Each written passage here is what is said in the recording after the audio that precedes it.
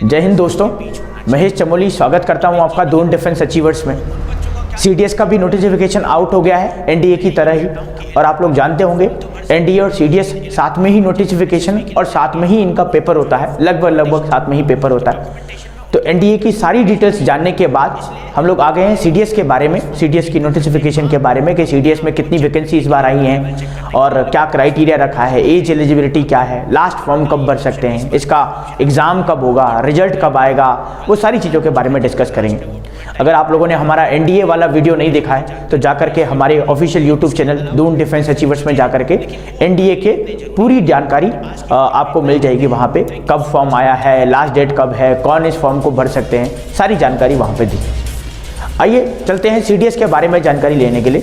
तो सीडीएस का जो सबसे पहले मैंने कहा कि सीडीएस हमारा जो नोटिफिकेशन है ये भी ठीक वैसे ही जैसे एनडीए का था। एनडीए में भी जो है 22 तारीख से स्टार्ट था, 22 दिसंबर 2022 से लेकर के और 10 जनवरी 2023 तक। इसका भी सेम वैसा ही प्रोसीजर है, 22 दिसंबर से लेकर के और 10 जनवरी तक आप फॉर्म को भर सकते हैं। सीडीएस का कंडक्ट करने वाला जो कंडक्टिंग बॉडी है वो भी यूपीएससी है, जैसे कि एनडीए करता है वो भी यूपीएससी है। साल भर में वैसे ही एनडीए जैसे 2 बार होता है एग्जाम, सीडीएस का भी एग्जाम 2 बार होता है, अप्रैल और सितंबर में। कभी कभी आगे पीछे हो जाता है, लेकिन जनरली वैसे ही जैसे एनडीए का होता है। आगे बात करें हम लोग फॉर्म फिल का, तो फॉर्म कहाँ फिल करना है आपको, इसकी ऑफिशियल वेबसाइट पर जाकर के upsconline.nic.in पे, वहाँ पे जाकर के आपको फिल करना है। उसके बाद करें मॉडिफाई और विड्रॉ एप्लीकेशन की। तो विड्रॉ तो ये होता है कि मान लीजिए आपको विड्रॉ करना है, आपको नहीं देना है पेपर, तो जनरली तो ये कंडीशन नहीं आएगी, लेकिन हाँ ये कंडीशन आ सकती है कि आप लोगों ने फॉर्म भरा है और फॉर्म गलती से जो है कुछ और भर गया, जैसे फादर्स के नेम की स्पेलिंग गलत हो गई, आधार कार्ड नंबर चेंज हो गया, या फिर अपनी नेम की स्पेलिंग थोड़ा सा मिस्टेक हो गई है, उसको आप चेंज कर सकते हैं 18 से लेकर के और 24 तक। लेकिन ये 18 से 24 जनवरी का टाइम है। और ठीक ऐसे ही विड्रॉ एप्लीकेशन का और मॉडिफिकेशन विंडो जो है 18 से 24 तक ओपन रहेगा एनडीए में भी। एनडीए में भी अगर ऐसा है तो वहाँ पे भी आप ऐसा कर सकते हैं। आप आगे बात करें डेट ऑफ एग्जाम की, तो 16 अप्रैल 2023 का, जनरली संडे को ही होता है, तो 16 अप्रैल 2023 का अनाउंस हो चुका है डेट ऑफ एग्जाम जो है, और अप्रैल के आसपास ही हमारा एनडीए का भी होगा। सिलेक्शन प्रोसीजर क्या रहता है, सिलेक्शन प्रोसीजर भाई इसमें क्या रहता है, पहले रिटन टेस्ट होगा, फिर हमारा एसएसबी इंटरव्यू होगा, उसके बाद मेडिकल एग्जाम होगा और उसके बाद मेरिट लिस्ट बनेगी। सेम यही प्रोसीजर हमारा एनडीए का भी रहता है।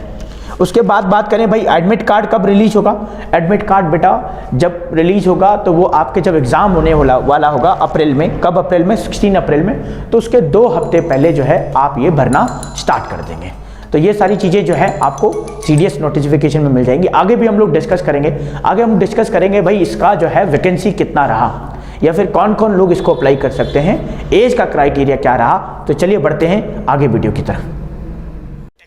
तो चलिए बच्चों बात करते हैं एजुकेशन क्वालिफिकेशन और वैकेंसीज़ की, कि सीडीएस में ऑफिशियली कितनी वैकेंसीज़ हैं और यूपीएससी ऑफिशियली क्या कहता है कि क्या एलिजिबिलिटी क्राइटेरिया आपके पास होना चाहिए सीडीएस को अप्लाई करने के लिए।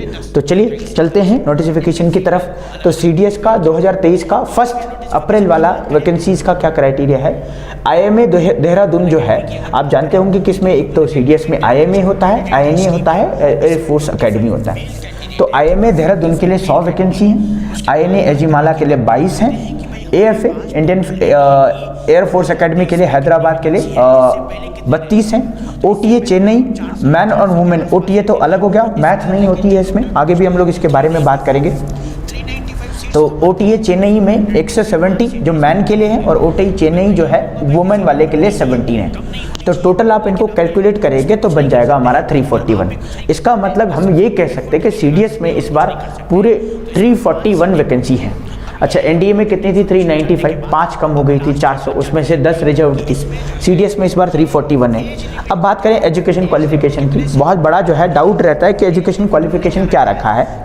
तो आईएमए, आईएनए और आईएएफ इंडियन एयरफोर्स, और इसमें आईएफए होना चाहिए। आईएमए के लिए ग्रेजुएशन डिग्री है, कोई भी ग्रेजुएशन डिग्री आपने चाहे कुछ भी किया हो, ग्रेजुएशन होना चाहिए, ग्रेजुएशन के इक्विवेलेंट होना चाहिए, आप अप्लाई कर सकते हैं आईएमए के लिए।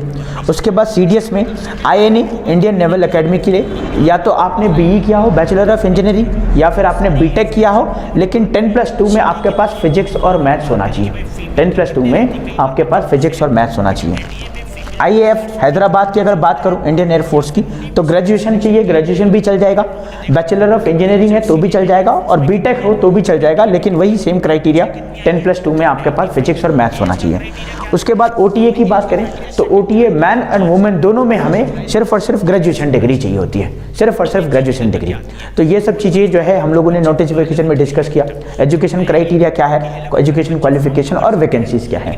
बढ़ते हैं हम लोग आगे नोटिफिकेशन की तरफ। तो चलिए दोस्तों, अब बात करते हैं लास्ट पार्ट की, नोटिफिकेशन के लास्ट पार्ट की, जो कहता है कि CDS का मार्किंग स्कीम क्या रहता है और उसका पैटर्न क्या रहता है। तो चलिए मार्किंग स्कीम की अगर बात करें तो ये जो मार्किंग स्कीम है, तो आप जानते हैं CDS में हमारे पास इंग्लिश, GK और एलिमेंट्री मैथ्स है। तो इन तीनों का जो क्या रहता है, GK और इंग्लिश का 120 मार्क्स है और दोनों के जो टोटल मार्क्स हैं वो 100 हैं। एलिमेंट्री मैथ्स के 100 क्वेश्चन है और मार्किंग जो टोटल मार्क्स हैं वो भी 100 है। अच्छा, करेक्ट आंसर अगर आप करते हैं तो इंग्लिश और GK की अगर बात करें तो 0.83 आपको मिलेगा। रॉन्ग आंसर अगर आप करते हैं तो 0.27 है। और एलिमेंट्री मैथ्स की अगर बात करें तो करेक्ट आंसर पे 1 और रॉन्ग आंसर पे 0.33 है। उसके बाद बात करें भाई एग्जाम पैटर्न की, तो कौन सा पेपर कितना टाइम लेता है और क्वेश्चन का कितना वेटेज है और मार्क्स का हम लोगों ने पहले भी डिस्कस कर लिया। तो इंग्लिश और GK और मैथमेटिक्स तीनों आपके 2 घंटे का रहता है, मतलब ये मान करके चलें हर एक सब्जेक्ट का जो पेपर होगा वो 2 घंटे का होगा। टाइम तो सफिशिएंट है, लेकिन वो क्वेश्चंस के ऊपर डिपेंड करता है। ये 120, ये हम लोगों ने पहले भी डिस्कस कर लिए कि 120 मार्क्स रहेंगे इंग्लिश और GK के, 100 मार्क्स सिर्फ रहेंगे एलिमेंट्री मैथ्स के। तीनों का जो मार्क्स वेटेज रहेगा, टोटल मार्क्स 100 है। अब बात आ जाता है OTA में क्या होता है, OTA में सिर्फ हमारा मैथ्स नहीं रहता है ना, मैथमेटिक्स नहीं रहता, इंग्लिश और GK रहता है। तो इंग्लिश और GK दोनों 2 हार की क्लासेस, 2 हार का पेपर रहता है, दोनों में 120 क्वेश्चंस रहते हैं और उन दोनों का जो वेटेज रहता है, टोटल मार्क्स कितना रहता है, 100। तो ये सारा नोटिफिकेशन हो गया, जिसमें हमने CDS के एलिजिबिलिटी की बात करी, जिसमें हम लोगों ने बात करा मार्क्स का वेटेज कितना रहता है, जिसमें हम लोगों ने बात करा कि भाई किस तरीके से मार्क्स डिस्ट्रीब्यूशन रहेगा। अब बात करें कि भाई आप एग्जाम फॉर्म को कब भरेंगे, तो एग्जाम फॉर्म आप जल्दी से जल्दी भर दीजिए, जितना जल्दी हो सके, क्योंकि बाद में कई बार क्या होता है साइट का सर्वर नहीं चलता या फिर आपको वो सेंटर नहीं मिलता जो आप चाह रहे हैं। एक और चीज़ मैं आपको इन्फॉर्मेशन देना चाहता हूं कि दून डिफेंस अचीवर्स भी 1 तारीख से क्रैश कोर्स स्टार्ट कर रहा है, 1 जनवरी से, जो आप ज्वाइन कर सकते हैं। दिए गए नंबरों पे कॉल करके आप ज्वाइन कर सकते हैं उनको। और ये जो है 3 महीने में आपका पूरा क्रैश कोर्स एक तरह से हम लोग चला रहे हैं, जिसमें GS, मैथमेटिक्स और इंग्लिश पूरे तरीके से अच्छे से पढ़ाई जाएगी। और इनके कुछ फ्री वीडियोज़ भी हम लोगों ने, इंग्लिश के कुछ फ्री वीडियोज़ हमने अपने चैनल पर अपलोड किए हैं, तो आप जा करके उनकी हेल्प भी ले सकते हैं। तो आज के लिए बच्चों इतना ही रखते हैं। जय हिंद।